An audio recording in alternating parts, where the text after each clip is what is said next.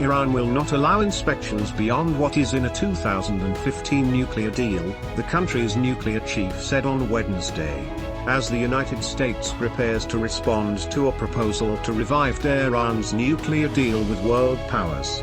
Head of Iran's Atomic Energy Organization said the probes should be closed before the implementation day if the 2015 nuclear deal is revived, the state news agency reported.